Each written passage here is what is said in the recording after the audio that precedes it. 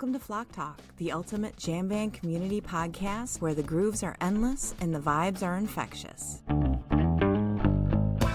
Join the Femme Flock, that's me, I'm Nikki, Jess, and Kara, as we dive deep into the colorful world of jam band lifestyle, culture, and community that make this genre truly unique. In each episode, we're bringing you insightful discussions and interviews with members of our diverse community about current trends, travel, fashion, art, events, and the social side of the scene. This episode, we get ready for Goosemas Nite Zero. The Goose community came together, and for the second year in a row, we're holding a Goosemas Nite Zero charity event. We spent some time talking to the organizers of the event, the Nite Zero band themselves, Conscious Alliance, the charity who we're raising money for, and the night's headlining band, Dizgo. You do not want to miss this. So grab your bubble guns, glitter, and best show fit and join us on Flock Talk, where the people make the scenes sparkle. First up, we have our Nite Zero crew, where we chat about how it all came to be and where it's going from here. Welcome to the podcast, everybody. We are here with the Nite Zero crew, and today we're going to have a conversation with Kevin Johnson, Cam Hurt, Ryan Storm, Mike Morosky, and Brett Duncan. Let's start with some introductions. I'm going to start with Kevin. Tell us your name and what role you're playing with this Nite Zero. My name's Kevin Johnson. Thanks for having us on here. Pretty excited to be talking to some female leaders in the community and, just to be on this. I really support what you guys do and, want to see it grow. But I came up with the idea with Greg Zamitis last year. I met him at the Ryman in Nashville and mentioned I tried to do something in Nashville, kind of a Nite Zero or one of the days at a local bar, and it just didn't work out. And mentioned it to Greg. He said he had a relationship with Conscious Alliance. And I said, hey, let's look at doing something at Goosemas.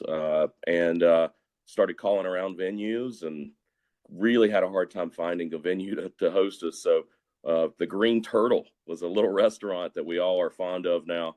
Really doesn't have events like this, but we had it there. It was kind of a grassroots thing. And Mike can really, I'd probably be a good person to pitch in next, because I called Mike and said, hey, would you consider playing? And then this whole grassroots thing of the Nite Zero band happened. And then I ran into Cam in LA, and I had messaged him, which he ignored me for about a week beforehand, asking him if he would host, because I was a nobody and he didn't know me, and I'm still a nobody, but Cam's Cam.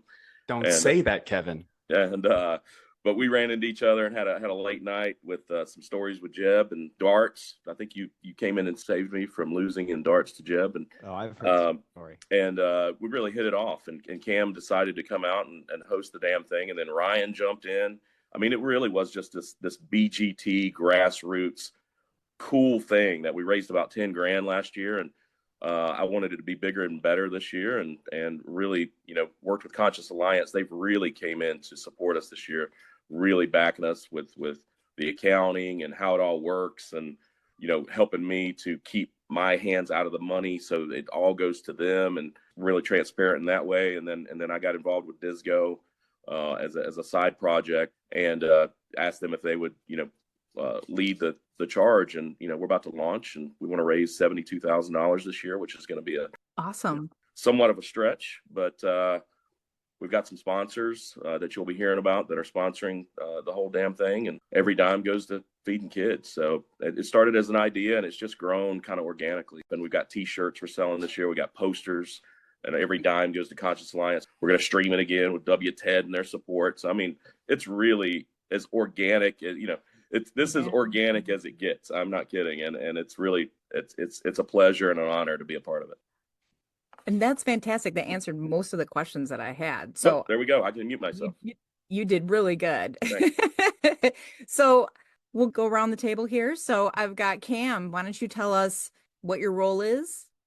Yeah. I can kind of pick up where Kevin left off with us meeting up in LA. We, in that California run, last year at the Wiltern is where we met up. And, Kevin, I absolutely left Kevin on red on a message, but and Ryan can attest to this. I have done this to Goose's manager, Dave, before. So it's true. I am not There's been multiple cool opportunities that I have left unread. And this was one of them. At least you can discriminate. That's what's important. Yeah, exactly. Kevin and I met after really got to hang out and meet after the Santa Barbara show. Or no, it was after the LA show. That's where the darts happened. Yeah, we had this like great night where it was kind of just like me and Kevin and Elise and a couple other people. Like Jess was there and got to hang out with Jeff, which was like very cool after getting to interview him, like meet in person and meet a lot of these Goose community people in person for the first time.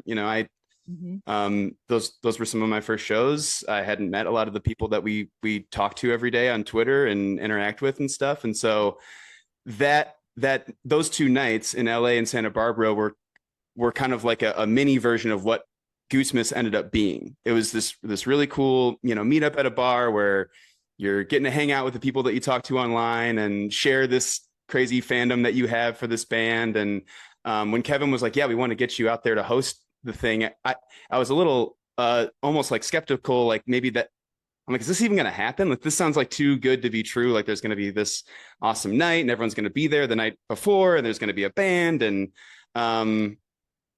next thing I know, I was in Hampton at the Green Turtle hosting the show. It just came together so last minute and quickly. And it was like the best weekend. And it started off with like a bang. And so we're hoping for the same thing this year. That's fantastic. Thank you, Cam. Let's get to Mike next. Mike, tell us about your role. Introduce yourself. For those who don't know me, Mike Morosky. I live in Cincinnati. I play music in Cincinnati as a solo artist and with a band called Jam Band at Jovi. It's a real band name, I promise. And it was a joke, but it stuck. We're playing Saturday, of course, November 9th, Goose pre-party. I don't know if this is airing after that, then hopefully you were there. And we had a good time. I'm sure we did. But Kevin and Greg texted me and said, hey, you want to play this thing? I said, yeah, it sounds wonderful. And so the original posters, some of you may have them, it had my name on it. And I texted Ryan pretty shortly after that. I was like, I'm going to text Ryan. I know he'll be there. He can send in some keys. That'd be a lot of fun. And then my buddy John Murphy, who lives in Alabama, he direct messaged me. He said, hey, you want a guitar player? I was like, yeah, of course I do. Yeah, that's obviously, yes. And then my buddy Mark Perry, who lives in Philadelphia, messaged me on Facebook. He's not on Twitter. And he said, you want a drummer? I'm like, yeah, obviously, for sure. And so I had this set list that was kind of curated for me. Because my solo stuff and the band stuff, just crossover, but it's not exactly the same. And so messed with it a little bit. And we were at the Green Turtle. I was hanging out with Cam. By the way, Cam texts me back immediately. I was in my car with my bass player before a gig like 2 weeks ago. You'll remember this. And I got caught up showing him videos and I was like, hey, where's that Dave Matthews one? Immediately. And I was like, hey, we're having a lot of fun. He's like, right there. I was at Bonnaroo. Cam was busy, like running around working, interviewing people at Bonnaroo. He'd text me back like paragraphs. And he's like, you know what? You got to tell Kevin Johnson and Ryan Storm to stop texting me because it's getting old. And I was like, I passed it on. But anyway, so thank you, King. Thank you, Mike. I love you, man. I love you too. Listen, when the mayor of Ohio texts you, you text you him answer. back. You answer. Thanks, Ryan. How the rules are. Priorities is priority. Okay. Yes. Thank you. So anyway, it was about 3 hours before the gig and we've never played together. The only time we've ever played together was at Nite Zero ever. See, that's what's going to be one of my other questions is about like, if you guys practice, how do you do that? So you never practice before you play together. No, that was first super time impressive. Well, thank you. That sounded great. Thank you very much. We did. We did. And it got better and better as it went on. It was awesome. Yeah. And, 3 hours before the gig, my buddy Greg in Annapolis, Greg Patempa, texted me and said, hey, man, last minute decision. I think I'm going to drive down to Hampton for Goosemas. I know you got this band. I don't want to throw anything off, but do you have a bass player? I go, we've never played together. I said, yeah, show up. He goes, well, I think I'll be late. I go, that's fine. So we had an XLR input for him. Corey at WTED had it ready for him. And he walked in on the third song, plugged in, and that's how it happened. So it was awesome. We played the best version of More that's ever been played. One of the best versions of Purple Rain that's ever been played. No offense to Trey or the guys, but it was and Moby and Rodeo Clowns with Kevin Johnson's debut on lead vocals. Anyway, but for me, I just got to say a couple things. I'll be quiet. Might have talked too much, but Ryan and I have kind of curated a set list together this time. Because again, last time I was coming with stuff that I would play by myself. It's been a lot more collaborative. Not that what I just described wasn't So are you going to collaborative. practice this time before, or no? You're still just going to go. Absolutely not. No, No, you no can't. practice. chance. No Why practice. would you ruin a good thing? It's working. Exactly. No, It's it's like I said to Kevin, and I promise and I'll shut up, but it does bear repeating. So, and I'll end with this sort of like the organic piece. And Kevin and I were texting not too long ago, and I was hanging out with the Dizgo guys last week, and they live right across the way there in Indianapolis, or they have a jam space over there. And Kevin was talking about, we may do something special then. I don't want to say too much about like practicing. I was like, I don't know what me showing up with my Breedlove wide body acoustic guitar is going to do for Andrew and the guys. My point of that is when I was hanging out with the Dizgo folks, for this kind of thing to happen, I don't mean this to sound any kind of, too hippy dippy or whatever, but it's true. If you can play your instrument, which all these guys could, and I knew that, it's far more important, the energy that you bring to it. It's like a sport, golf, baseball, whatever. You got to be well rehearsed, well practiced. But if you're not here, and everybody was, and we killed it. And for somebody who's gone to Charleston every summer for 46 years and seen, I don't know how many shows, at this place, the second time we're playing, we're going to be the Charleston Port. Also have a bigger crowd than Goose did when they were there. Is banana, because there was nobody there. Is bananas. But it is the organic thing. Kevin's right. I've been in this kind of scene since 1995. All different kinds of bands, leftover, fish, bluegrass, metal, whatever it is. This scene is totally different, I think. I love it. I'm happy to be in y'all's sandbox. I'll echo what Kevin said. Thanks for everything you do. There's my wife, Katie. She rules. Say hi. Hi, Katie. Hey, everyone. So anyway, I'll stop. I'll get all melodramatic, but Well, I have one more thing to throw in with the band thing. Well, two more things. How did you come up with the set list? Like, I know you said you guys kind of talked about it. You and Ryan talked about it. So did you pick like certain Fish songs? Or are you looking at like the vibes of the day? Or are you trying to encompass what you're about? What are you looking at when you're making that set list? Well, we don't want to give too much away for this Right, year. of course. Got to keep things secret. Of course. But Mike and I basically sat down, I think it was August. We sat down-ish sometime over the summer and just kind of brainstormed. We were like, okay, we have 75 minutes. Let's, pick a bunch of songs that we think people will know, like a good mix of, a couple Dead tunes, a couple Fish tunes. Moby, obviously, again, we can give that hint, but that was a must. Kevin insisted.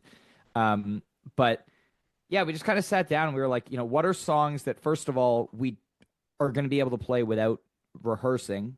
Like we are going to play together, and maybe if there's a song we need to run, we'll run it at sound check. But, we can only work on these on our own. So what do we not need to be synced up for? And what are songs that people are going to know? And that's kind of how we did it for this year.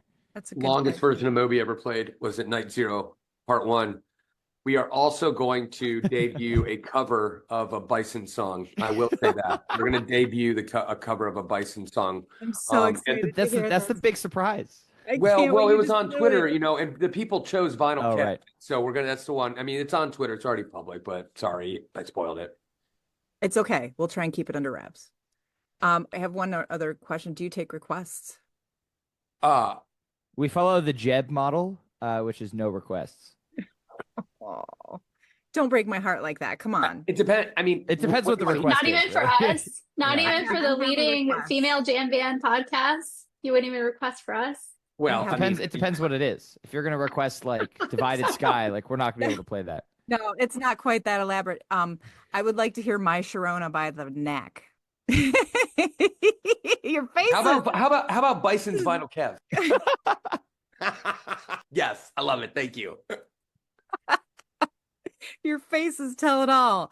Figure out My Sharona for us, please. Or a Beyonce cover. No, the Beyonce is not necessary. My band does No Scrubs and Beyonce. We can do Taylor. Yeah, we can bring it for sure. We did No Scrubs Beyonce. 901. Yeah. Yeah, I was going to say we did No Scrubs last year. Oh, that's TLC. right. TLC, not Beyonce, but fine. I would like a Beyonce cover if we are requesting things. Thank you. Mike, you don't think Beyonce's in TLC, do you? I want to make sure, but before we move on. No, I was saying we could. Okay. I was saying my band does Beyonce and TLC. No, I don't think that. Hey, we're just clearing up. Destiny's move on. Child, Okay. An Yeah. I'm important making sure. clarification. That's true. Agreed. Okay. Let's talk to Brett. Brett, introduce yourself. I'm sorry about the madness. Let us know where you're coming from for Nite Zero, please. Yeah, so my name is Brett Duncan. I'm with WTED Goose Radio, and also the Wisteria Lane community. And our biggest thing that we do with the Nite Zero thing is the first year we provided most of basically all of the technical support and all the the details and stuff. Besides, obviously, Mike's incredible PA system that he brought with him. That beautiful little, I think it's JBL. But yeah, that thing's great. But we organized all the lights, and we put together the live sound. We put together the what do you call it? The live stream that we did, and yeah, we ended up having, I think it was, I can't remember the actual numbers. It was like something like 500 individual listeners for the 500 live stream.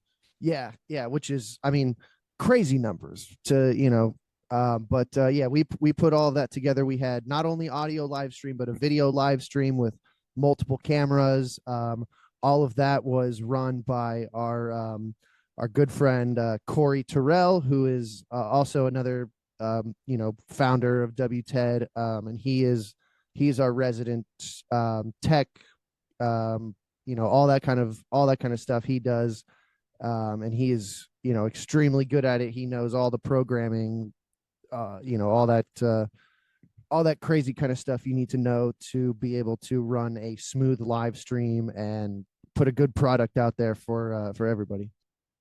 I didn't even know that's what you guys did. Thank you so much for that. So this will go to like Kevin and Mike and Ryan, since you guys are kind of the background in the band. Tell me some of the things that did or didn't work from the first year that you learned from that you're going to maybe do different this year or incorporate this year. Give me some of what you learned from last year. Yeah, I would say a lot. It was such a small scale thing, such a grassroots thing, that it's hard to say something didn't work necessarily, because it kind of all worked in the sense of it grew into something. It was beyond satisfying last year. We've got such high goals this year that one of the things we really want to do on promotions. One of the reasons I wanted you guys involved at the Flock, and obviously WTED has grown.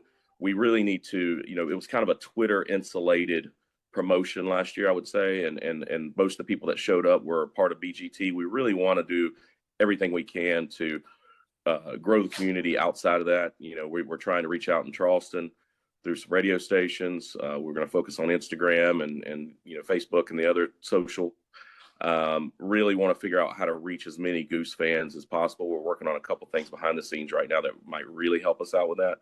So I would say just a more of an outreach, raising more money. It's just everything's a little bit more formal. I mean, we have a really nice design T-shirt this year and a poster that instead we did a raffle last year, and it was a pain in the ass, to be honest. So we're not going to do a raffle this year. We're going to sell T-shirts and posters instead, and then just ask for donations. And then the other thing is the budget kind of got, I would say from a behind the scenes thing, the budget kind of bit me in the butt a little bit last year. And this year I asked for sponsors to cover all the expenses so that, we could do these big things. And we could use maybe one or two more sponsors, I'd say, but we're in good shape after this past week. So I was going to ask you that, as if somebody did want to be a sponsor, what do they need to do? Yeah, they could contact any of us. Really, it's at the end of the day, they'll be talking to me, and there's 3 levels of sponsorships, kind of a bronze, silver, gold. You get a lot of swag, you get time with the band, you're going to get promotions on WTED, you're going to be on the banner, you're going to get some T-shirts, you're going to get some posters, you get tickets to the event. We're going to really roll out the red carpet the day of, and if you want to ride the rail, we're going to tarp it for you and put your name on it. No, but it's going to be nice. So yeah, we welcome sponsors, but really at this point, we just need those same donations. So a donation of $2,500 would be the same to me as a sponsor. But if you want to be a sponsor and have your name out there, then so be it. I'd gladly accept it. And we'll definitely tag you guys in our posts and on the episodes, so that if somebody does want to do that, they'll be able to reach you guys. One caveat, Kevin, asterisk, time with the real band. If you want to hang out with us, you don't have to like win something or give money. You can hang out with me whenever you want. That's true. Yeah. So time with the band meant time with like Dizgo, the real band. So Actually, Ryan, You're a real band. Ryan Don't doesn't sell agree to that. yourself short. Hey. I was gonna say the higher tiers come with a crisp handshake from each member of the Nite Zero band, plus Cam and Kevin and Greg. So Perfect. that's the real Fair that's enough. the real selling point. we signed it Chris, last year, The Ryan. ultimate tier is the hug tier, the one that comes with the hugs. Exactly. Yeah. Oh yeah, that's top tier. Top tier for sure. Cam, since you are kind of like the MC of the night, correct? That's like a good thing to label you That's as. perfect. What can we expect for Nite Zero? Can you give us a little sneak peek of what's going to be coming at people and what they can look forward to? Oh, Besides the wonderful bands. oh, I mean, well, just like the music, I could never give away any of the material, and that's because I haven't prepared any. But no, but I mean, last year it was so funny. Like, we're open the show. I'll come out and introduce the night to everyone and kind of get the party started a little bit. And that was just like a little short intro to get ready for the Nite Zero band last year. And kind of like Mike mentioned, you could literally hear the band kind of find each other more and more through that first set. And by the end of the first set, I mean, it's like everyone's dancing. It was a really, really good time. And then they're like, all right, and now Cam's going to come out and do more comedy. And everyone's like, so this year, like, we've got even more great music. Like, we've got the Nite Zero band plus now Dizgo, which is like, just crazy exciting to have them doing a set or showing up at all. And so it's not really me so much staying out of the way, but it is kind of just keeping the party going in between the music, which is really what we're all there for, like hanging out, having a good time at the poorhouse, hearing some music. And then you guys can bark at me. You can chomp during my set. Don't chomp during their sets. You know what I mean? And raising money for the kids, Cam. Don't. Yeah, and of course, Yeah. of course, raising money for the kids. Music might be fun. Is the Chicago guy making a reappearance? Brett, that you don't get to ask any questions during this. This is not your podcast or your show. and I'm not answering that. My question is, can you get food at the poorhouse? No, there's a place right next door that's pretty good. But no, they don't have food there. I'm glad you knew the answer. You to that. probably get it delivered. I don't know though. Every time I've been there, I've never been all that hungry, but I have eaten at the place next door. It's pretty good. Okay, this is just for my planning. You plan in advance. That's impressive. Uber Eats. There's a really, really, really good Mexican place called Maria's. Not the kind of Mexican that'll sit in your stomach all night. We'll leave it at it's real good, and it's not far at all from the poorhouse. So I highly recommend it. And a good pizza place called like Led Zeppelin or something right there. So where can people get tickets? We're going to link it in our bio, but can you tell us where we can buy them? Well, two things. One, you can absolutely, the Poorhouse right at their website is where you can buy the tickets. And, I think we're expecting to sell out. I think capacity is about 450, if I remember correctly. And, we're a third of the way through that already. We're launching our campaign this week is the second thing. And we're going to be blasting out a website we've been working on, which has the link to the tickets, link to the donations, which I really want to, the rest of this podcast really hone in on. It's all about the donations, raising money, and that's why we're here. So every 50 cents that we collect goes to one meal for kids. And that's the whole. Oh, it's amazing. Conscious Alliance does a really great job in the local community. So they'll be serving in Charleston. The money that we raise for kids in Charleston are going to benefit from this. So, but we're going to send out a website that has the poster, the t-shirt link that's through Conscious Alliance. You can buy posters and t-shirts at the event. But if you can't be at the event, we're going to stream it with WTED. The Poorhouse has great equipment. We're going to use Dizgo's sound equipment. And it's going to be a really solid stream, and there'll be a link, a barcode on the stream the entire night too. So we're really gonna, it's going to be almost like a telethon, and Cam's going to be the leader of the telethon. Woohoo! That link is also on the WTED app. There's a link for tickets, and the link that is going to have all the websites and for the donations too is also on the WTED app. Thank you, Brett. So, Kevin, you might be the right person for this. Why Conscious the Lion? Yeah. At the end of the day, it's all about what do they do with the money, and they actually use the money to feed kids. Every 50 cents we raise is going to go to one meal. I mean, that's ridiculous. And then they do a great job, and their art's great. I mean, they're just top tier, and I'm thoroughly impressed and proud to work with them. Great answer. Okay. Anything else that we need to ask girls that I didn't cover before we hit the final? I was going to ask Brian what key I Know You Rider is in. We're playing it. So yeah, for those wondering, we will be playing it in the proper key of D this year. Mike likes to play it in G, which was not easy to do last year because I'm used to singing it in D. But yeah, we're going to do it in D this year. And I will do that. And tomorrow I'm going to pick up a keyboard for Ryan. So you're watching this in the future. Ryan ripped it on November 9th, didn't he? It was awesome. Thank you. Yeah, I will be there. It's the live stream link. Nikki, I would say one last thing. It would be not a great thing if I didn't fluff Dizgo just a bit. I mean, these guys, if you've never seen Dizgo, these guys are just a dance party. I mean, what I love about these guys is, they don't have a lot of downtime. I mean, it's pretty much like a jam from the instant they start to the end. And it's just, the sound is unique. They have this like dichotomy genre of kind of a retro sound of the older jam bands, and they take these 70s and 80s songs and they sound a lot like what they are supposed to sound like, but then they have this futuristic type of space age late night disco biscuit sound that is just a whole nother level. And I mean, these guys have really been grinding. They're playing 100 shows this year, and they're doing they're putting together a couple special songs. I'm telling you, you're in for a treat if you haven't seen these guys yet. And it's going to be, get ready for a 3-night run if you're coming to Goosemas and the Nite Zero. It's not a 2-night run. It will be 3 nights. And, so take your vitamins and get ready. I can't wait to see him. I've never seen him, but I've heard good stuff. So I'm pretty excited. Need to get him to come to Kalamazoo. So come to Bell's at Kalamazoo and I'll go see them. I've seen Dizgo a couple of times now, and I can confirm, very fun, lots of dancing. And there's a Hammond organ on stage. These guys are absolutely grinding. I've seen them a few times in the past and recently, and they're a different band today than they were even in February. They've played like 90 shows since I saw them in February. It's bananas. And you can tell. And they're also, and I think this is notable, the kindest, sweetest dudes. They're so kind, and so sweet. And I don't look to bands or musicians or famous people to like give me moral guidance or be good people. I don't need that from them. But it's really cool when they are, And I think that's notable, and I like to call that out when I experience it. And those guys are real sweet, good guys.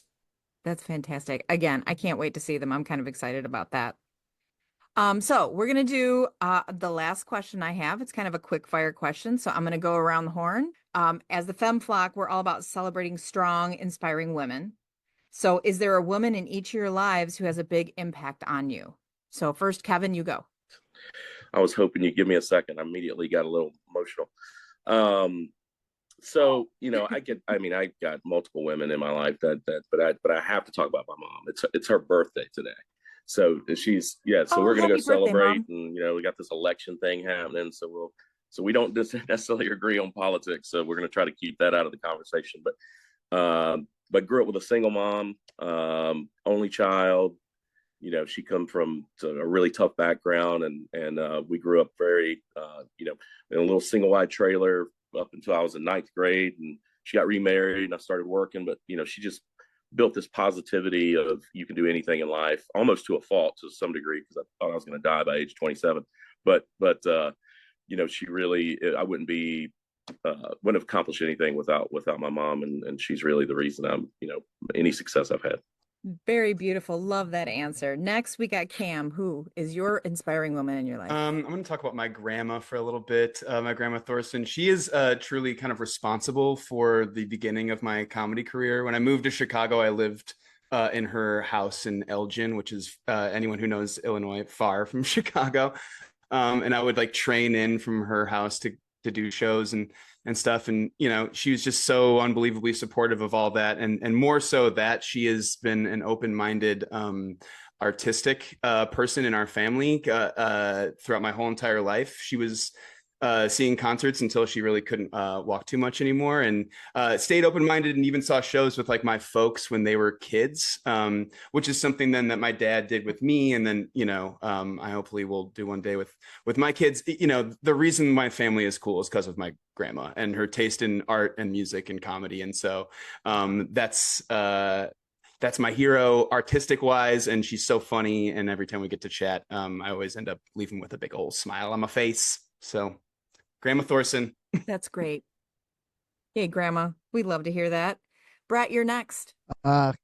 Staying with the theme of matriarchal figures, definitely my mom is the most inspiring woman in my life. She is just so kind. She's just an endless source of unconventional love and kindness, and she is an extremely generous person, and has inspired me to in turn become an extremely generous person, doing just everything you possibly can to help everyone, and just being there if somebody needs something, or just being ready at the drop of a hat to drop everything and go, what can I do to make your life easier or help you in this situation? And she is just incredible at that. She's one of those people you could talk to for hours on end just about nonsense, and you'll feel like, even if you've never met her before, she will talk to you like she's known you for 10 years, and she inspires me to do that, and I love you, Mom. Aw, that's sweet. Thank you. Yay, Mom. All right, Ryan, you're up. Well, I'm also going to go with my mom, obviously. I think everyone here knows her. She was on the Femme Flock earlier this year. Everyone should go check that episode out. But yeah, she goes to shows with me all the time. She always says, I follow Goose, she follows me. But she's been so supportive, of my, career choice and going into music journalism and doing this full time over the past few years. And I'm just so grateful to the way that, everything she taught me growing up and still continues to teach me. And, she's just the best. So, yeah. That's fantastic. Good answer. We love your mom. She's awesome. We do. We love her. So good answer. Mike, go ahead. It's funny, my mom just texted me because we voted together today when we're talking about all this on this day. And she texted me, "Oh, it was fun voting with you today." And I never vote on election day, and neither does she. So it was kind of interesting. It worked out. So I love you, Mom. My answer, my wife Katie, for sure, and not just because she can hear me out there. She knows this is the answer, because I tell her frequently, like, I wouldn't want to live with me, and she has done a tremendous amount to calm me down. Whole host of other things we don't need to get into now, but she's patient. She's great. She's the best mom in the whole world. She sees things in me that I never really saw before, and helped me be a much better dude, and extremely patient with me, listens to me, about all kinds of things. Many of you, not all, many people know what I do for a living. I'm essentially the local lobbyist for the nonprofit sector in Southwest Ohio. That isn't always easy. And I used to work at the state of Ohio on maternal health, and that was not easy. And just going to end with another person, if I may, since we've talked a lot about music, and music's been a part of my life since I was born, music wise, and it related to Femme Flock. So when I was a young kid, MTV existed, and music, and it was great. Yes, it did. And I was Nirvana, Alice in Chains, Unplugged guy, and I really liked hip hop. I still do, and the Fugees, and of course Lauryn Hill's debut record. And when Lauryn Hill had her Unplugged, and I watched it as a young kid, and she didn't play one single song off her album, and just played like 16 songs about being a Black woman in America, it got me to start asking a lot of questions that have quite literally led to what I've chosen to do with my life. Quite literally.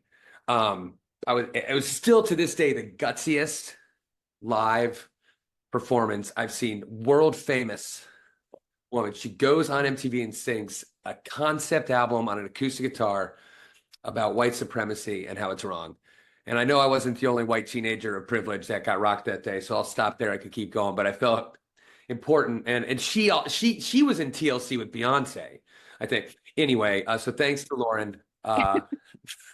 And I had to bring it back. You know, I did it for myself because I would have gone. And a lot of people on here who know me well know I would have gone.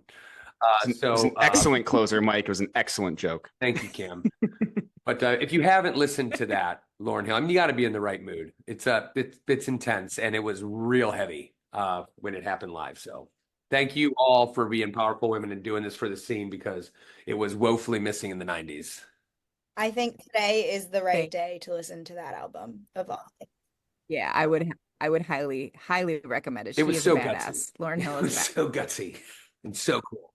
Yeah, I totally agree. Thank you so much for that. And I want to thank you, gentlemen, for all being here and talking about Nite Zero. I cannot wait. I'm so excited now. I cannot wait to go. I'm just geeked. Thank you for taking the time to talk to us and getting the word out. Everybody listening, please come to Nite Zero or stream it or contribute to Conscious Alliance for it.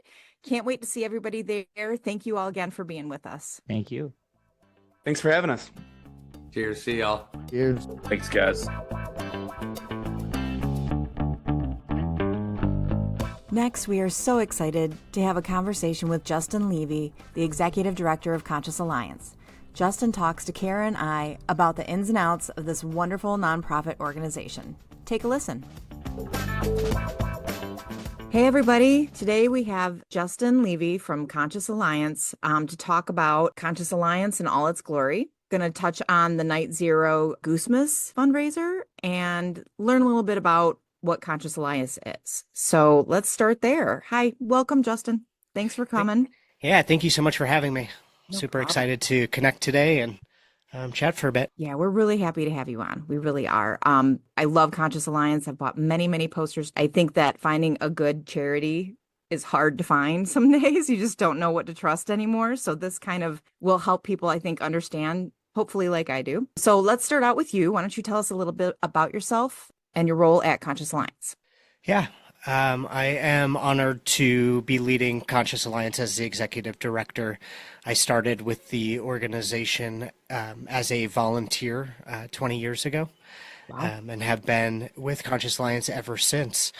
And we have an incredible team, passionate staff and board and volunteers, and just overall alliance that makes this all possible. So That's awesome. I didn't realize it has been around for so long. When did it originally start? started in 2002 with a really simple idea of engaging young people in the fight against hunger by hosting a food drive at a concert.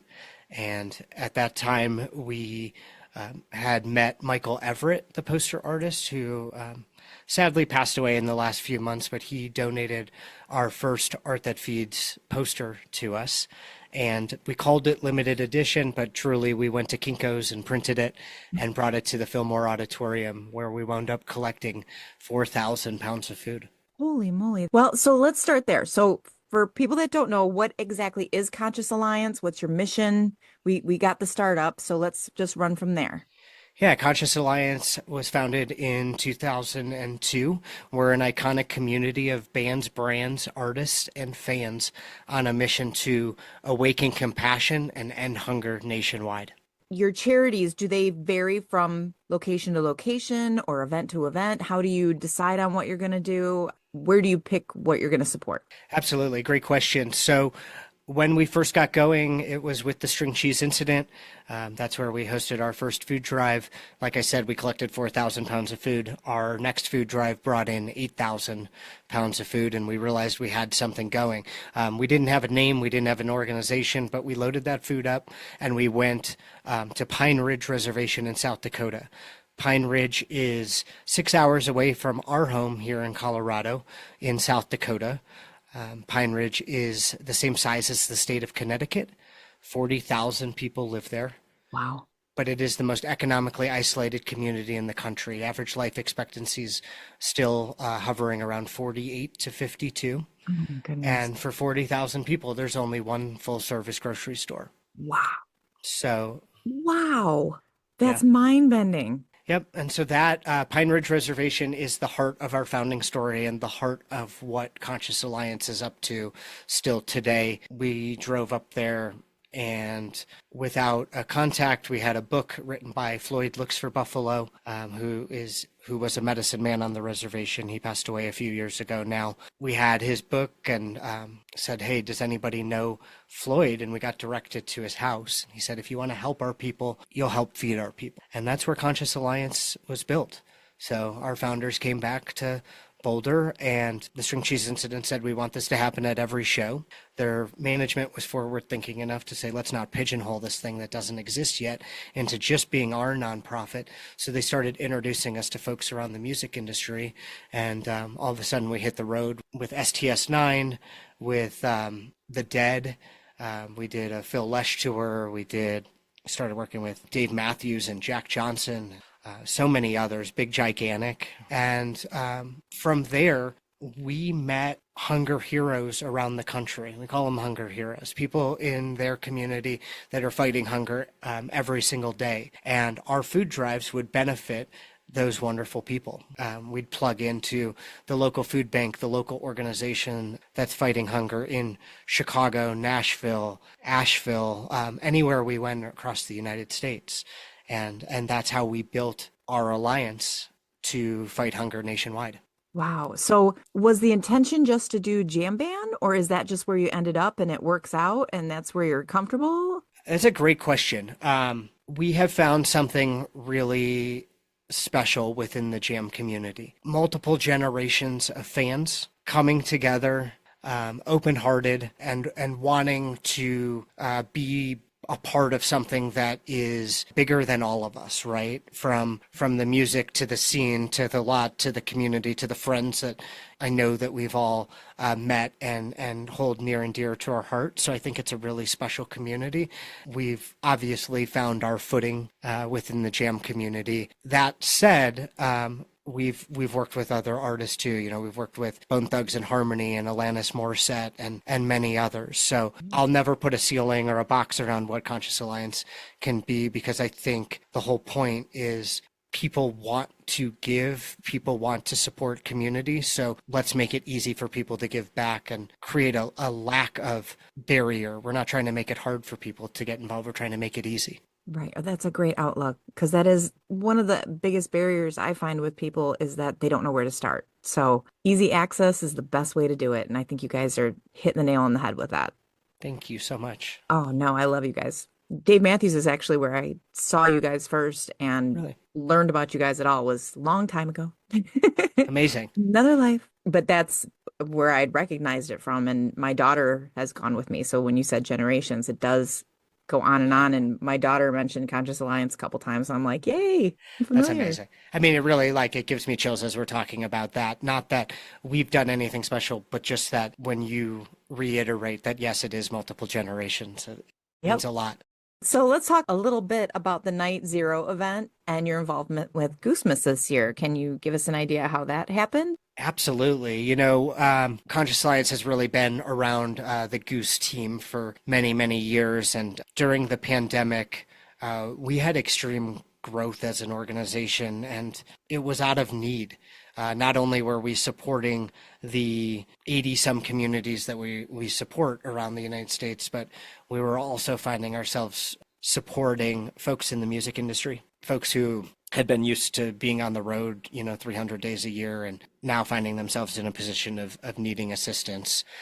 We had a lot of bands step up, and Goose was one of them. We did some virtual stuff together, and then we did a show together at Sculpture Park in Denver, and truly it was a huge success.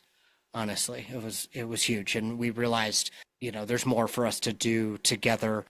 From the band to management to the crew, with Goose, it's a really, really special team who, I'll say it simply, gets it.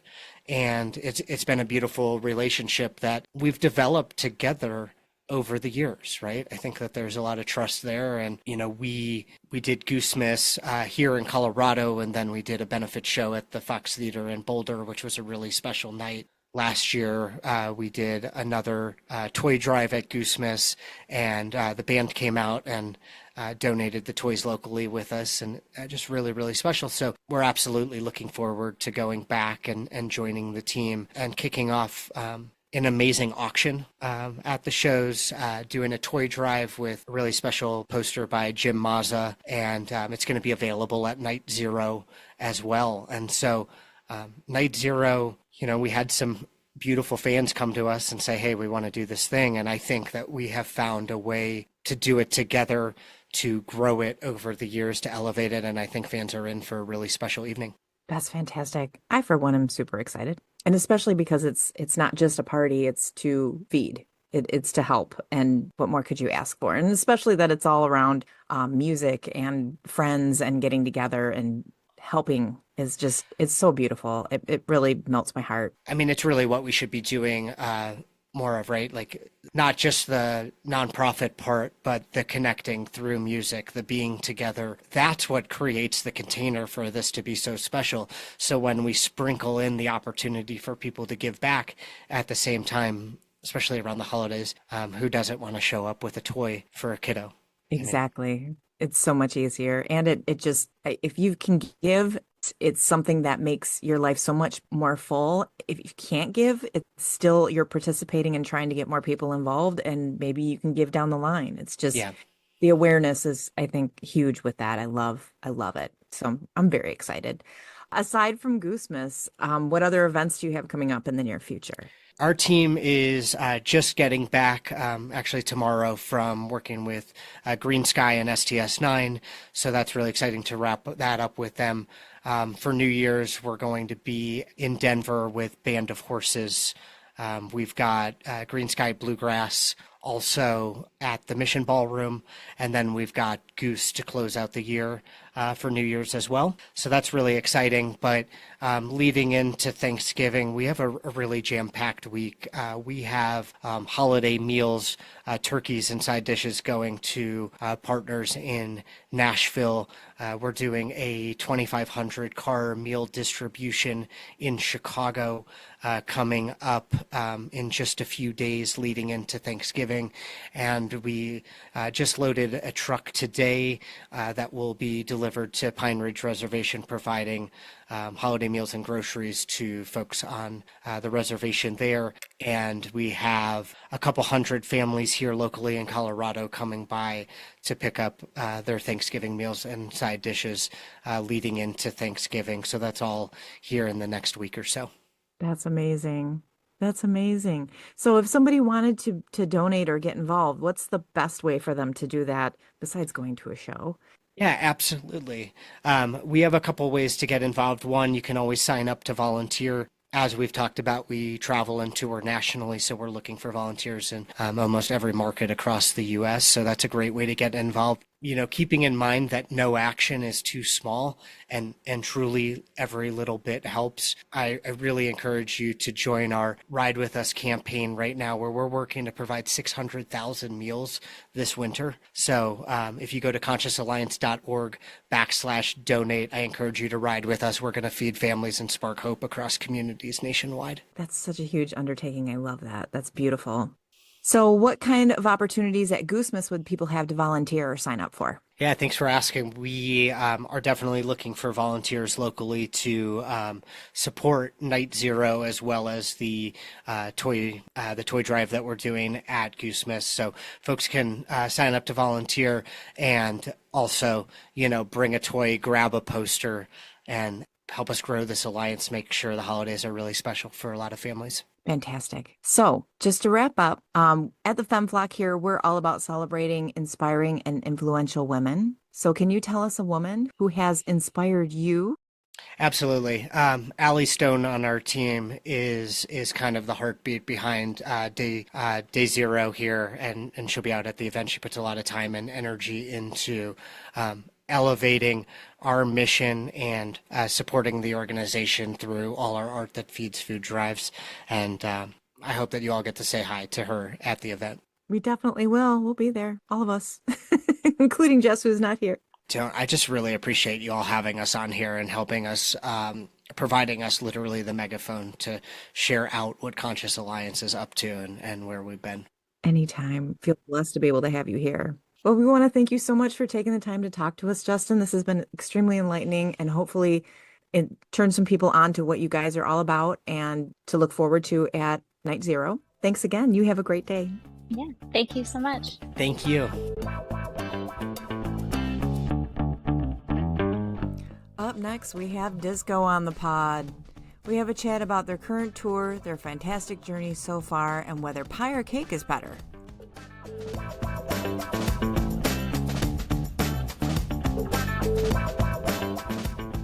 Hi, everyone. We have Dizgo on with us. So we're super excited to have Andrew Pickle, Kevin Hinnefeld, Jake Evett, and Justin Clark. Welcome, boys.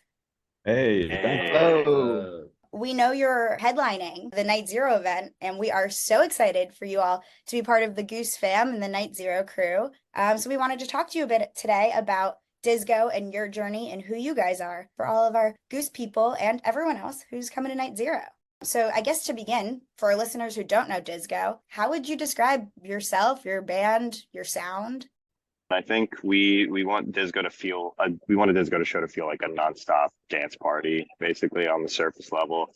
But we want to kind of move through a lot of different styles of music and different vibes and kind of keep it fresh, keep people on their toes and keep them entertained. Yeah, I can kind of chime in on that. I mean, even zooming out even farther, we are generally just a jam band from the Midwest. You know, we're representing this part of the country, and like he was saying, we blend a lot of genres, mainly disco, electronic, funk. But it's really kind of what we're leaning into hard is like this feeling of past and future. So we're kind of blending genres and musical eras, kind of taking the show like a journey through time. But it's all super high energy. It's very danceable, and we strive to create exciting environments for people to have fun. And we also like to incorporate lighting and visuals to accompany the show to make it even more exciting. I can confirm it is a nonstop dance party. That's the vibe. So can each of you take a minute and introduce yourselves and your role within the band? Maybe something fun about yourselves, but really who are you guys? Yeah, I can start. My name's Kevin Hinnefeld. I'm one of the founding members of the band with Pickle, me and Pickle and our manager, Pat Molescu. But we all have a lot of different roles in the band other than, playing our instruments. I currently have been handling putting the live sets, mixing and putting them online. And, fun fact about me, I have an awesome wiener dog named Pork Chop that I'm super obsessed with. And I got a super cool wife, Jackie, who I know Jess knows. And what do you play? I play bass. Why is the dog named Pork Chop? I've got to know. Do you know the cartoon show Doug?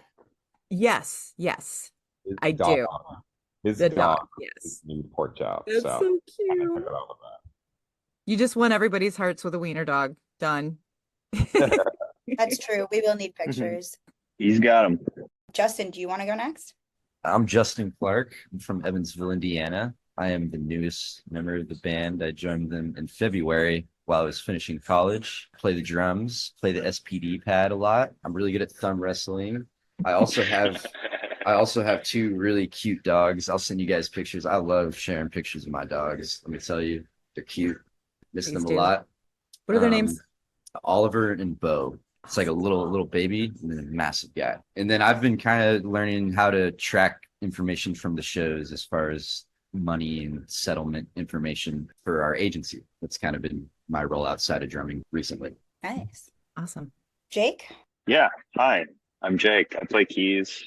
I am the only one in the band that's not from Indiana. I'm the middle piece between Pickle and Kev starting the band, and now Justin's the new guy, so I'm no longer a new guy. I work some of the video elements. I work on some of the nerdy or technical stuff I like to do in the band is kind of my role in a lot of ways. Doing some spreadsheet stuff, doing the technical work of the video. Me and Pat collab on the video and enjoy that aspect of aside from just playing keys with the band.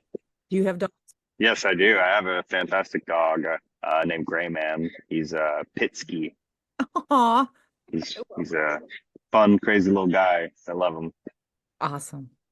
And Jake, where are you from? I'm from Chattanooga, Tennessee. Nice. All right, Pickle? Cool. Yeah. My name is Andrew Pickle, and I am the guitar player and singer. Yeah, like Kev said, we started the band together, him and I, and then it was actually our manager, Pat, who was the three original members of the whole organization. And before that, Kevin and I had actually had another band called Elephant Quiz that we played with for about 10 years. So Kevin and I have been playing music together now and writing original music for about 20 years or so. We have definitely have a lot of unspoken connections between each other and the way that we think about things and the way we hear stuff. But yeah, a lot of the other roles that I'm doing, I kind of, over the years have switched over a lot of things. But recently, since we've kind of started delegating out tasks to different people, I have kind of leaned harder into more of like the kind of practical stuff, prepping and planning, making sure we have the infrastructure of what we need to be on the road, just taking care of things that need to be ordered, fixed, repaired, prepping for tours, and a little bit of tour management stuff, stuff like that. And then set list writing and some of the creative things of planning out special things to do for certain sets, or trying to connect with people who have specific requests for something to happen at a show, stuff like that. One of the fun facts that I thought was worth bringing up about me was that when we actually started Dizgo, so before, when it was Elephant Quiz and it was Kevin and I, he was playing just bass guitar and I was playing guitar and singing, and did a little bit of keys action and stuff. But then what really stimulated the whole idea of Dizgo becoming a thing was it was really just Kevin and I were hanging out, and he had gotten this like new like electric piano. And basically, after Elephant Quiz had dissolved, we started hanging out again, and we just kind of started writing songs where he was just playing piano and I was just singing, not doing anything other than vocals. And that's kind of how it all started. And we wrote our first 5 or 6 songs with just Kevin playing keys and me on vocals. And, then obviously we felt like we needed some bass. So Kevin kind of just started playing bass with his left hand while playing piano with his right. I then wanted to bring in more of a key element too. So I started playing microKORG, just a small little digital synth. And the first wave of Dizgo, there was no plan for me to play guitar or anything. It was going to be a 3-piece outfit that was going to be all keys and vocals and electronic based. And so the first few shows we played they're definitely more unofficial. We're talking more like house parties in Bloomington and stuff like that. But there was no guitar involved at all. I didn't play guitar, I didn't have plans on it. Then it kind of started coming back into the mix where it was like, okay, we want a little bit more of a ordinary outfit where we have drums, bass, guitar, keys. So I started playing guitar, and then it took about 6 to 8 months for us to really get to the point where I was actually playing guitar full time in the band. So looking at where we're at now and knowing that information, it's kind of a little bit of a crazy situation. And I'm really glad we went the route that we did. How long ago was that when you guys started to write the songs, and before you went to the bigger picture of things, the adding the guitar and such? That would have been about 8.5 years ago. Wow. Or so. And then it was about between 7.5, 8 years ago from now is when we actually went public and made it a real thing and made Dizgo like a real band. And we did our first big show at the Bluebird in Bloomington, Indiana, opening up for the Main Squeeze. There's a little bit of figuring stuff out along the way. It was we were kind of trying to figure out how to reinvent things, but also find what was gonna still work the best. I didn't know you guys opened for the Main Squeeze. I love them. Yeah, they were kind of like our big brothers at IU. They were all about 3-4 years older than us, so they're kind of like juniors and seniors at IU, and we were kind of coming in as freshmen and started hanging out and doing house parties together. And then when we formed Dizgo, we reached out to Smiley and said, "Hey, man, Kevin and I have got this new idea. We're calling it Dizgo, and we need an opportunity to get out there." And so he said, "All right, well, come open up for us at the Bluebird." And that's kind of how we got our first big audience in front of us at a real venue. And 400 miles away, I mean, I was really into the Main Squeeze 10 years ago before I ever even knew I would know these guys and knew there would be a direct connection. So that's funny too. I love that. That's the Main awesome. Squeeze's a drummer, took drum lessons and studied through the same music program as me. So when I was a freshman, I got turned on to them through the music program and met all those guys at the Bluebird when they came through, and had no idea that there would be a weird connection. I was super into that first album, like on repeat album, listened to it all the time. Really good. That's crazy, like all the crossover, Yeah, that's so cool. I love to hear when that kind of stuff happens. right? It just kind of feels Yeah. meant to be in a way. Exactly. We talk to him all the time still. There will be some main squeeze Dizgo action in the future for sure. We will be playing shows together for sure. I will be there. Great guys. This last tour that you guys have been on, pretty sure this is your first full-time tour where you guys are full musicians, 100%, no side jobs, really like as a group, right? Yes. Yeah.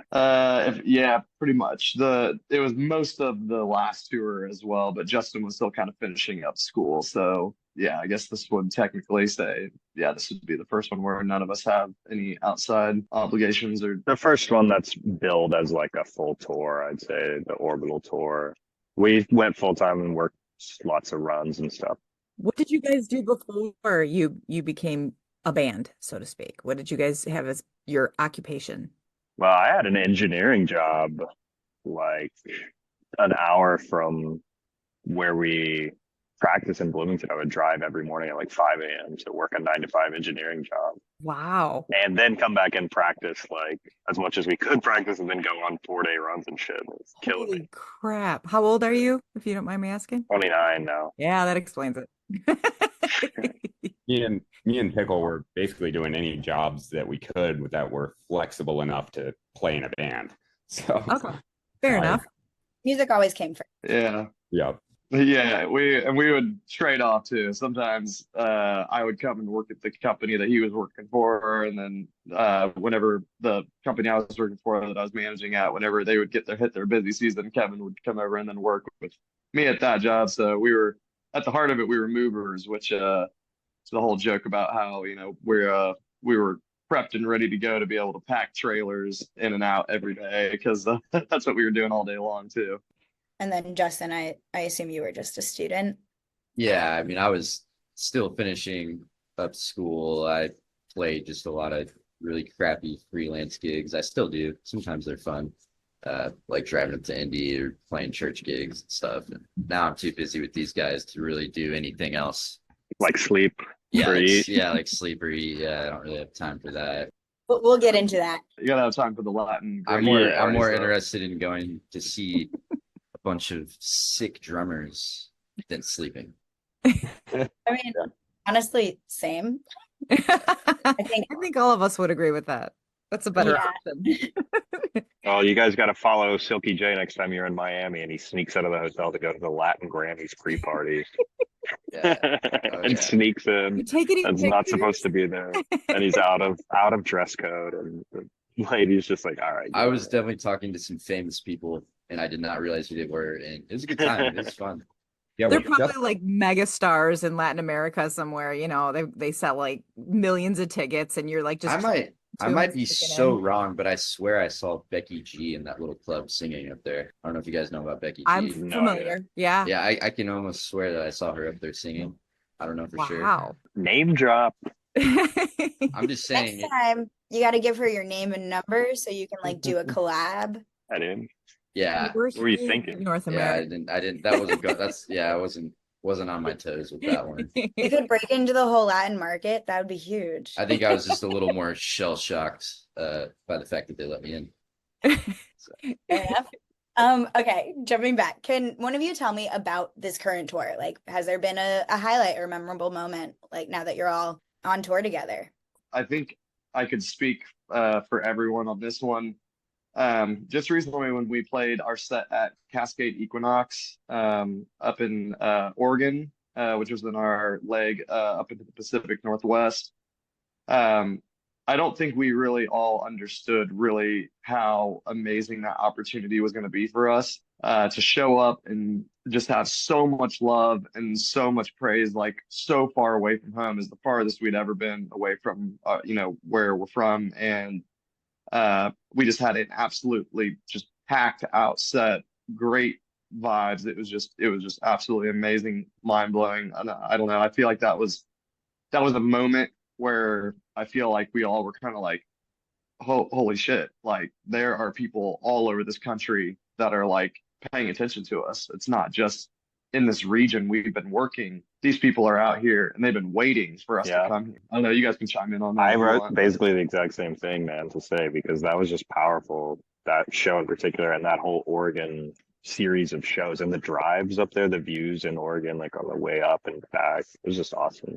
That was called Cascade Equinox in like, Bend, Oregon.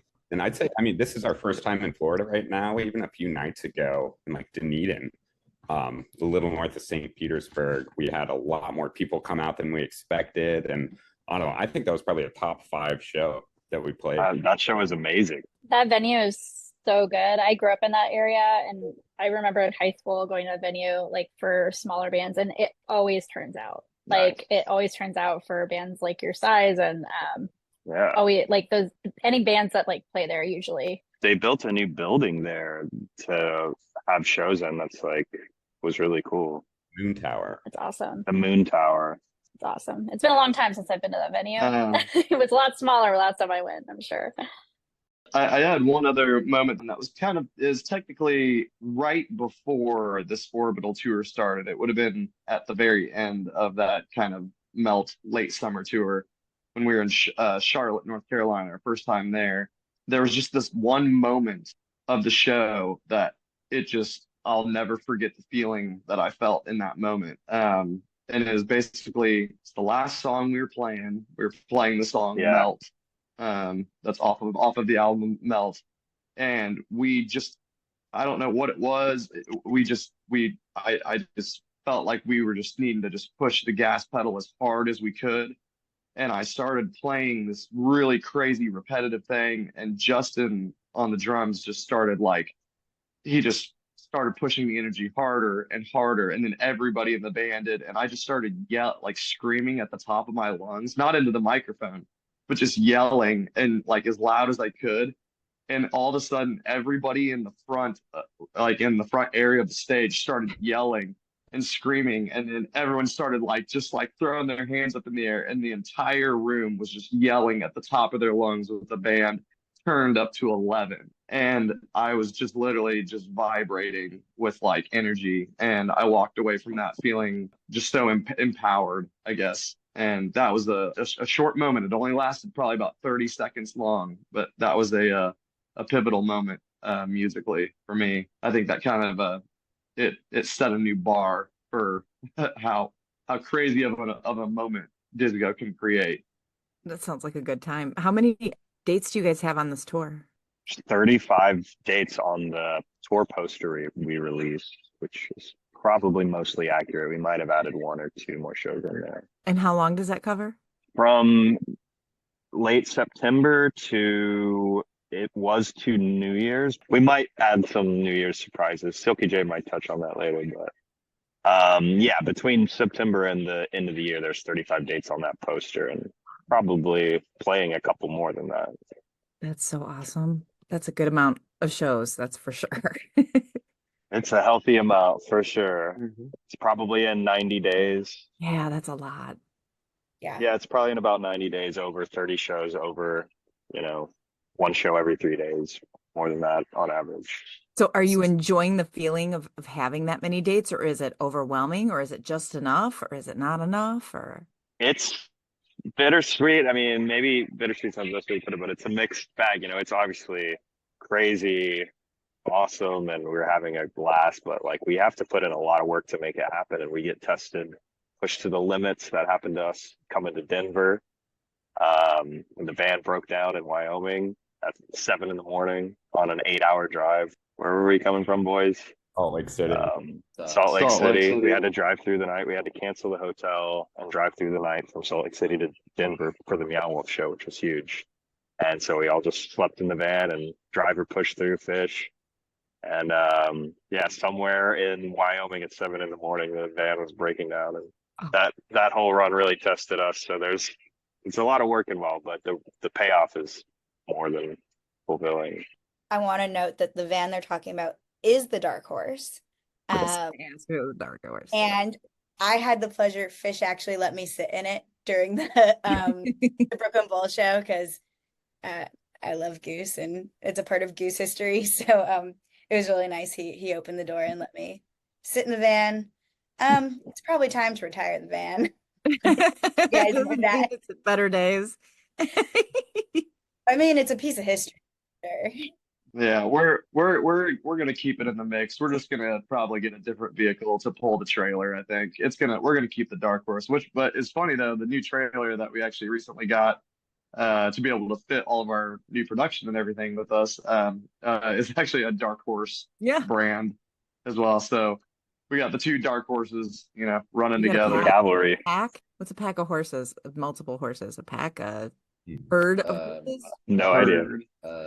A gaggle. A gaggle No, of it's not a horses. gaggle. It's not a gaggle. A frumple. I should know this. I like that. That makes more sense. That's it. It's a For sure. herd. Let me Google it. It's a herd. Did you look it up? It's a herd. herd. I looked it up. Yeah, I don't it's know a why we herd of we horses. didn't come up with that. Thought it was a frumple. We're a frumple.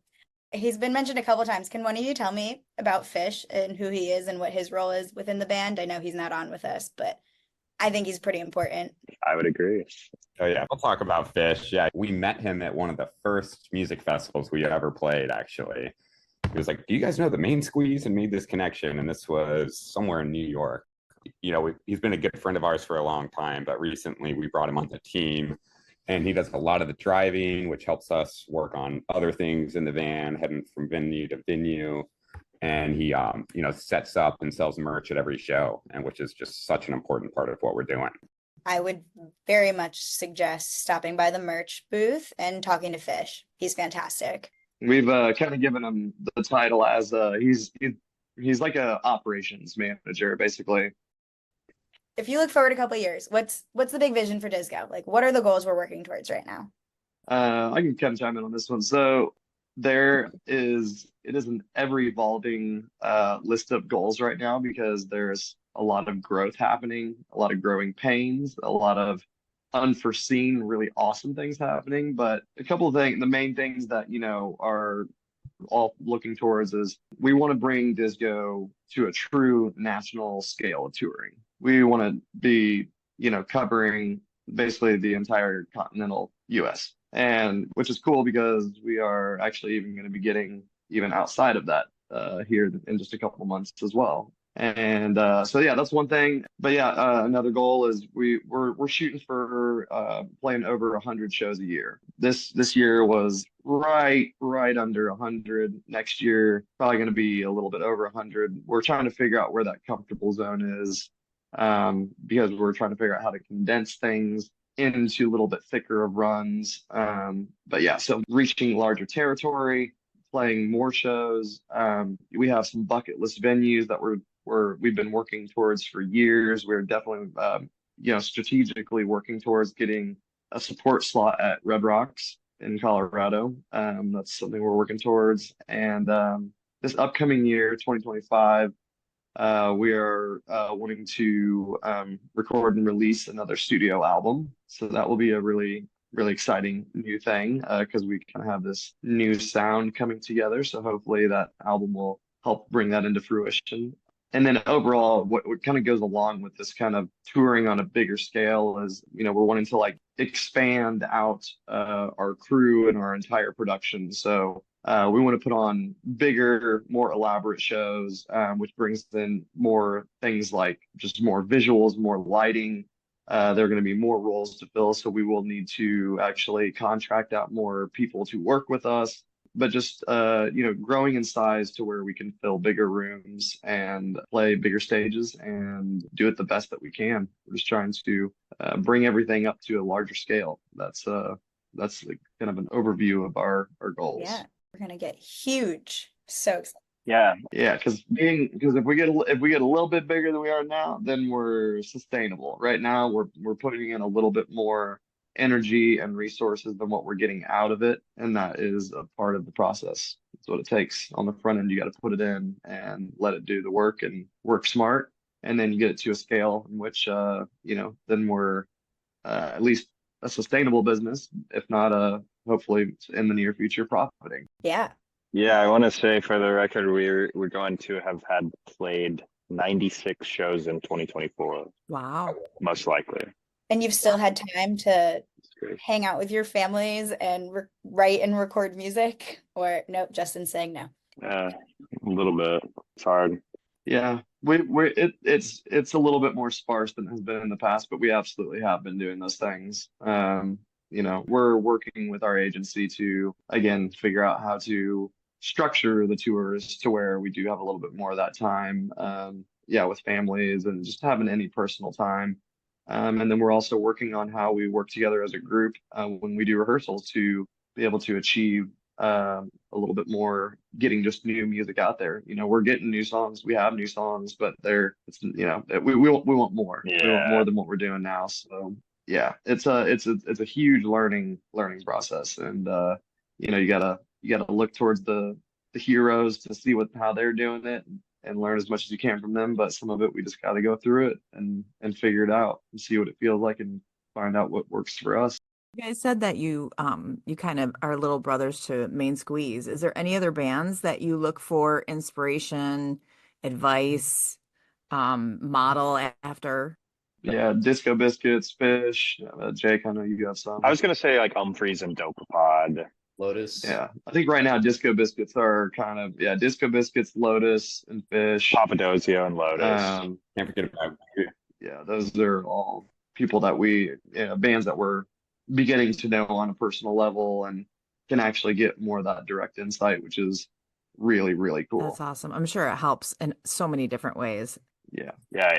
Even just modeling, like you said, some of the things we're putting together with things that they've done, like even without knowing them on a personal basis, it's still super helpful. Got to look to the people that know their stuff. Yeah. We're going to pivot away from this conversation now, and we're going to do a little quick fire. All right. Disco ball or lava lamp? Disco ball. I'm a lava lamp. Disco ball. I'm probably a lava lamp, man. All right. Nice. Festival stage or intimate club?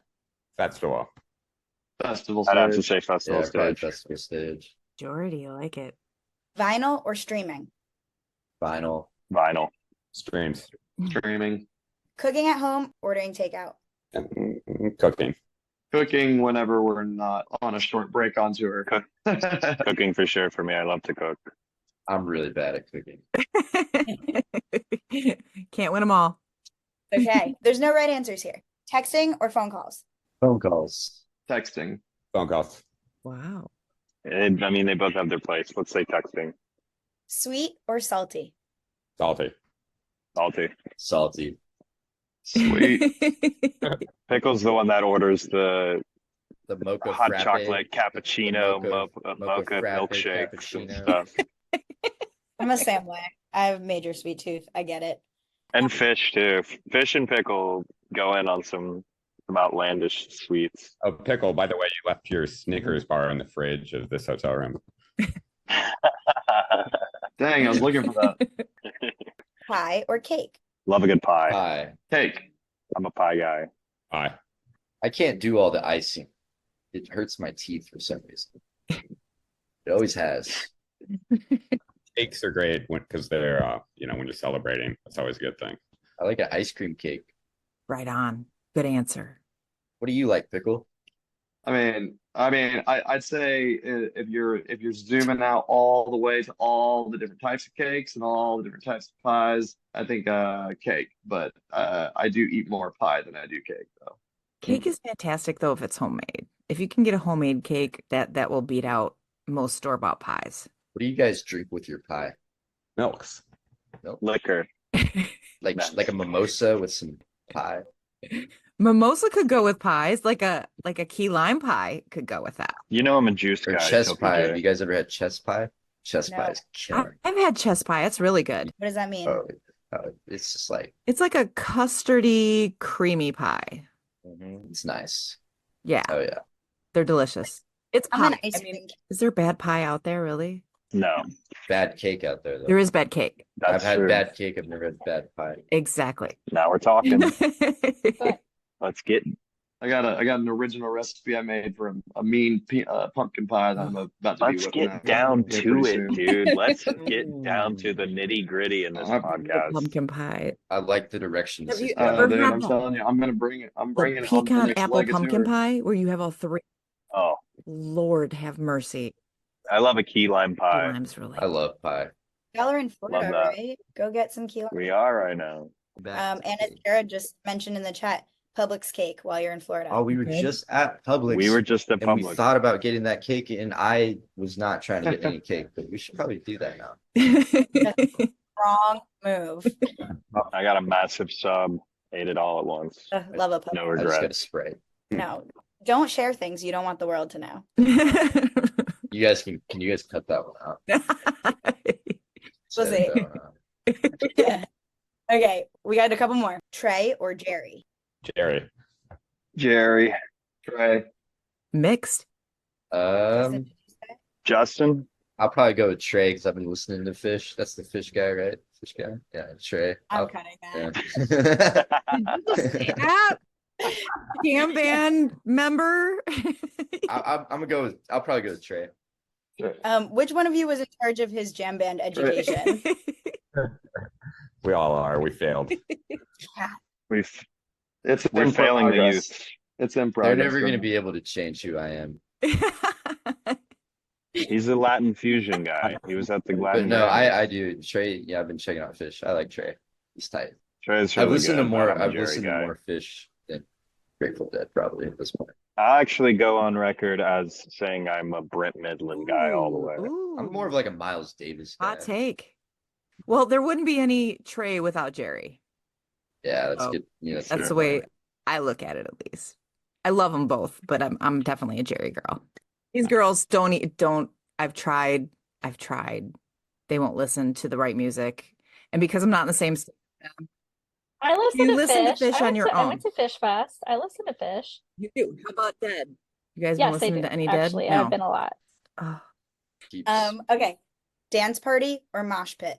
Mosh pit. Party. Dance party, for sure. Dance. This is really important. Bubbles or glitter? Bubbles. Bubbles. Bubbles.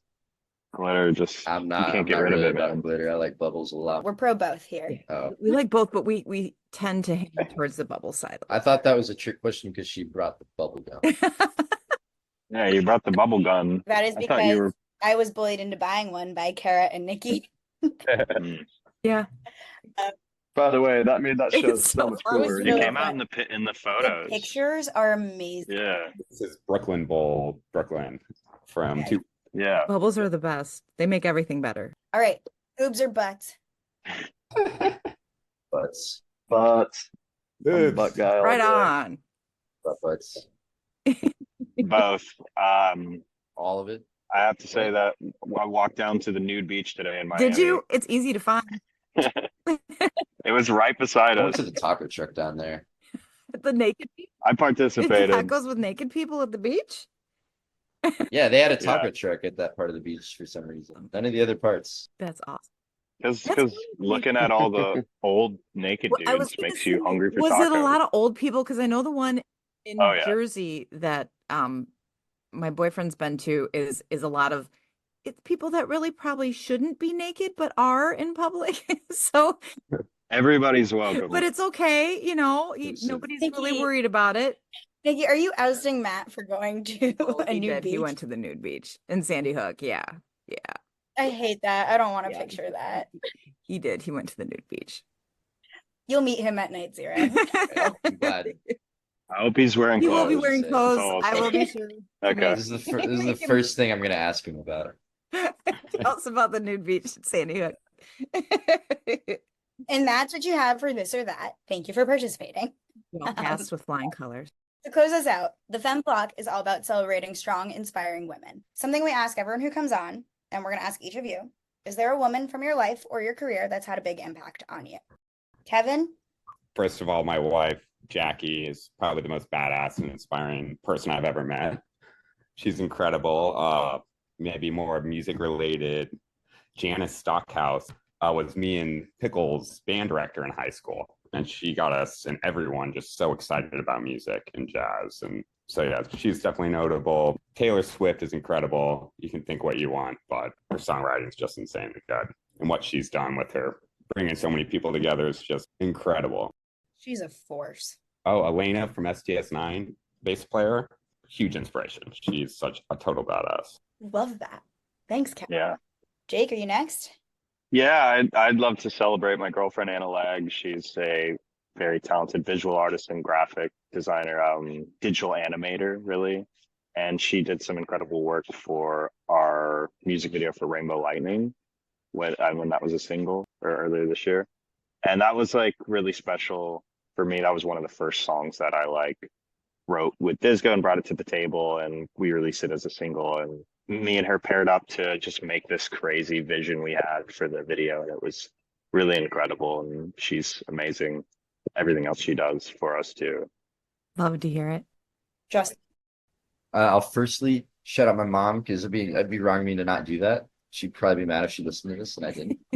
Outside of my family, I'd probably say when I was younger, one of the first churches I started playing at was kind of the first place I ever really played drum set consistently at. It had a female pastor named Pastor McIntosh.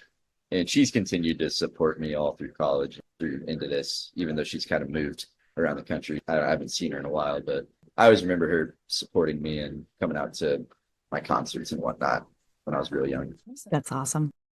Yeah, for me, the lady who lived like 3 houses down from the house that I grew up until I was like 6 years old. Her name was Josie Lukey, and she actually just passed away last month. But she was a piano teacher, and I started taking piano lessons when I was like 5 years old with her. And she was just an incredible soul, very beautiful person, and she could tell that I was very interested in music, but absolutely hated her structure, the way she was doing everything. So she basically kind of changed the way she was teaching music to me. And like we would start off the first 10 to 15 minutes of our piano lesson in this room where she would just leave and she would turn off all the lights and just let me play in complete darkness and do whatever I wanted. And I think that kind of helped inspire this feeling like I was able to create something that was mine instead of just reading music off of a piece of paper. So that was very inspiring thing for me, and I think she helped curate some of those feelings of confidence and individualism and creative stuff. Yeah, so Josie Lukey, and then also my sister Megan Pickle. She has been probably the most supportive person to me, just as being someone who wanted to pursue music as a career. She is, I guess, how do I put this? In the years past, you kind of get this like kind of friend and family love of people being like, oh, I'm so proud of you for what you're doing, but I love you and I care about you, and just kind of wink wink, you're probably not going to be able to succeed at this because the 1% of people in this world actually do. My sister always just was never trying to shove any of that in my face. She always just believed in me and pushed me harder and harder. And she now also helps. She does make some of our merch for us too. She's even a little part of the team. So yeah, she's also a very huge inspiration to me. Wow, I love all of those answers. Thank you all so much for coming prepared. Aside from Nite Zero, obviously Goosemas is coming up. Nite Zero, you can catch Dizgo at the Charleston Poorhouse. Yeah. On December 12th. I believe so. Correct. Aside from that, where can we see you on tour, and where can we listen to your shows and your music? We are halfway through our Florida tour currently. We're about to go to Boca Raton, Tampa, and St. Pete this week. We have a really big show coming up in Indianapolis at the Moontown Brewery on November 23rd. You already mentioned Nite Zero. And then we do have a surprise coming that we won't talk about for New Year's Eve, but keep a lookout for that. You can listen to us on Nugs. We put live soundboards on Nugs and Bandcamp within a day after every show. So there's multiple shows going up per week. Shout out to Kevin for putting in all the work on those. Same with the multicams. You can see those all on YouTube. And then you can listen to our studio records and our new Live in Atlanta album on any streaming platform, Spotify, Apple, you name it. You can find us on there. Sweet. Awesome. Can't wait to see you guys. I'm so excited. Thank you guys so much. Yeah, thank you so much. Thank you guys so much for coming on. We really appreciate it. We know your schedules are bananas. We're so grateful you guys came on the podcast. We're really excited about Nite Zero, and for Dizgo yourselves. Like, what you guys are building is awesome. I can attest the shows are really fun, really dancey. I don't love every jam band, but I love this jam band. So I know you have my personal endorsement. Not that that means much to anyone, but Oh, it does. 100%. well, to you guys, maybe. We really appreciate you all coming on. This has been really fun, and we're really looking forward to your surprise announcements and watching you all grow. Stay tuned. Amen. Can't wait to see what comes of. Thank you so much. Yeah, it was a pleasure, guys. Thanks for having us. Thanks for having us on. We'll see you out there.